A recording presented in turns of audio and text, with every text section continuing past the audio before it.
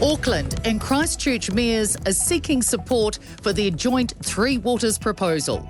Wayne Brown and Phil Major says their alternative would keep aspects of the government's plan, including a new water regulatory body, while retaining local ownership, control and accountability.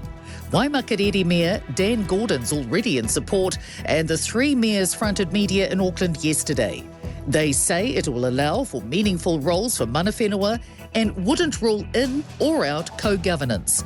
Gordon says it's a conversation they want to have with mana whenua. My district, we have a really good relationship with mana whenua and we have lots of examples of co-governance.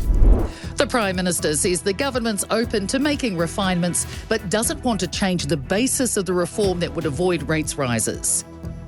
A human rights lawyer says New Zealand cutting human rights dialogue with Iran is an expected move. Foreign Minister Nanaia Mahuta says the yearly talks are no longer tenable, given the regime's denying basic human rights and violently suppressing protests.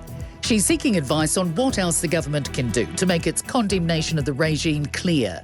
Criminal barrister Michael Bott says he'd like to see the government be as firm with some other countries. I wish we'd do the same thing, for example, with China, because their record in relation to human rights is equally as atrocious.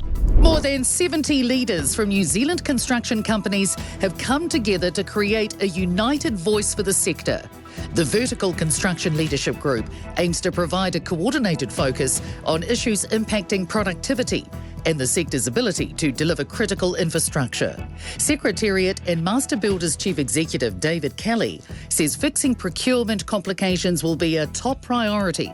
And he says the solution comes from creating a partnership with contractors and designers at the beginning of a project rather than conflict.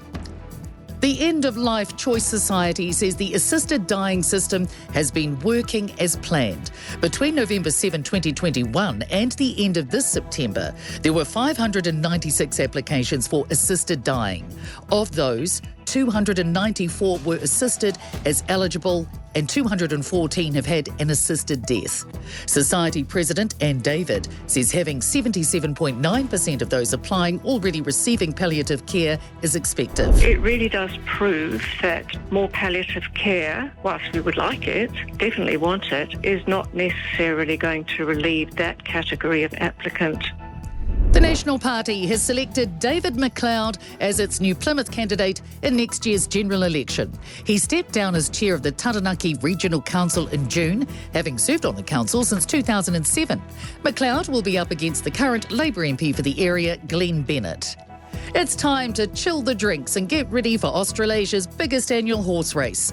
The Melbourne Cup runs today with close to $9 million in prize money up for grabs. Blake Benny reports. Normal-sized crowds will be allowed back to watch at Flemington for the first time since 2019, with more than 80,000 expected to arrive in their most extravagant fashion. There are 4 Kiwi horses taking part: Stockman, Young Werther, Datwin Sweet Jr. and Smoking Romans, along with NZ jockeys Michael D and Jason Collette. The event will be broadcast live on Newstalk ZB from 5 p.m. Thanks for checking out our YouTube channel to stay up to date with all the latest news from the New Zealand Herald. Click the subscribe button below or check out one of the videos here, and head over to nzherald.co.nz for more details on these stories and more.